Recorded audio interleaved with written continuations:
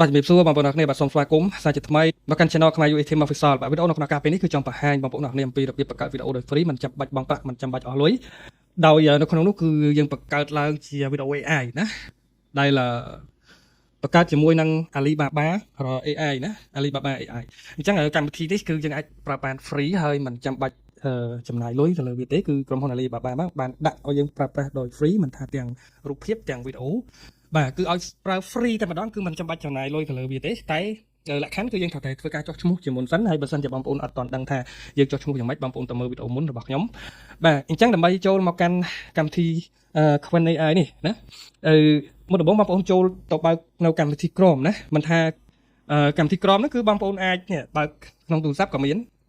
បាទគឺក្នុងទូរស័ព្ទក៏មានដែរកម្មវិធីហ្នឹងបងប្អូនអ្នកនេះណាបាទអញ្ចឹងយើងបើកតំណឹងដូចគ្នាហើយយើង search រកពាក្យហ្នឹងដូចគ្នាណាយើង search រកពាក្យ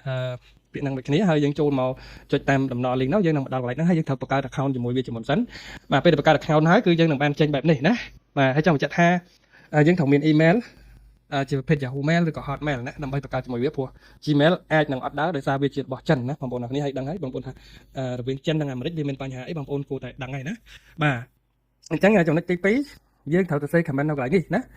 ពេលដែលយើងបានមកដល់ហ្នឹងហើយបងប្អូនអ្នកគ្នាចូលមកកន្លែង more នេះណា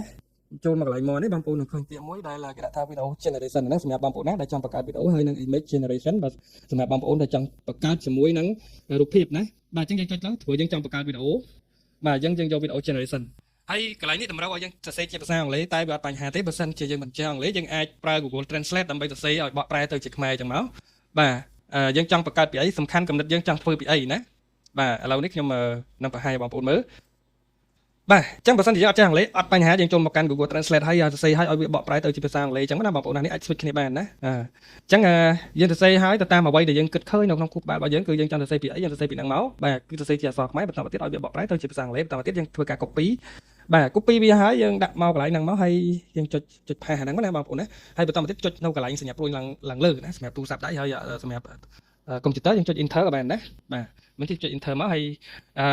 ខ្ញុំភ្លេចប្រាប់បងប្អូនអរគ្នាថាកន្លែងនេះគឺជាកន្លែងដូរទំហំនៃຂະຫນាតមានຂະຫນាតប្រឈរຂະຫນាតប្រដេកគឺវានៅកន្លែងហ្នឹងបងប្អូនអរគ្នាណាបាទអញ្ចឹងវាកំពុងតែ generate វីដេអូហ្នឹងឲ្យយើងហើយមិនដឹងថាយើងចំណាយពេលប្រហែលទេប៉ុន្តែតាមខ្ញុំដឹងគឺវាមិនយូរទេបងប្អូនអរគ្នាណាព្រោះប្រហែលជា10នាទីឬក៏5នាទីហើយវីដេអូហ្នឹងគឺយើងអាចយកវាទៅ post នៅក្នុង Instagram ក្នុង TikTok ក្នុង YouTube Short បានដោយមិនជាប់ copyright ទាំងអស់គឺយើងអាចយកវាទៅរកលុយជាមួយនឹងFacebook YouTube TikTok ឬក៏ Instagram ទាំងអស់ឲ្យតែកម្មវិធីណាដែលយើងអាច post វីដេអូជាលក្ខណៈ social media ណាអញ្ចឹងយើងអាចយកវាទៅ post ក្នុងហ្នឹងបានណាហើយវីដេអូហ្នឹងគឺវាមិនវែងទេវាខ្លីព្រោះបច្ចុប្បន្ននេះគឺវាអត់ទាន់មានសមត្ថភាពដើម្បី generate វីដេអូនោះឲ្យបានវែងទេហើយកន្លែងនេះគឺជាកន្លែងកម្រិតរបស់វាចំនួនរបស់ AI ដែលវាបានបង្កើតឡើងណាបងប្អូនអញ្ចឹងបងប្អូនអាចជ្រើសរើសនៅក្នុងចំនួនរបស់វាហ្នឹងនៅក្នុងចំនួនណាអញ្ចឹងទៅណាបើបងប្អូនយកចំនួនចុងក្រោយនេះក៏បានយកនេះក៏បានតែមិញនេះខ្ញុំភ្លេចប្រាប់បងប្អូនត្រង់ចំណុចហ្នឹងគឺខ្ញុំយកលើប្រហែលជាយឺតឬក៏មិនសូវមានភាពរស់រវើកដោយចំនួនចុងក្រោយរបស់វាទេបាទប៉ុន្តែមិនអីទេកាលណាបង្ហាញប៉ុណ្ណឹងបើសង្ឃឹមថាបងប្អូនយល់ហើយអញ្ចឹងអ្វីដែលយើងត្រូវធ្វើគឺរងចាំបែបនេះបាទយើងត្រូវធ្វើគឺរងចាំពីរហូតដល់វាដល់ចប់ណាបងប្អូនអ្នកគ្នាពេលដែលដល់ចប់វានឹងលោតវីដេអូហ្នឹងនៅកន្លែងហ្នឹងហើយយើងនឹងបានវីដេអូហ្នឹងយើងអាច download បានអាច save បានទាំងអស់ណាបាទ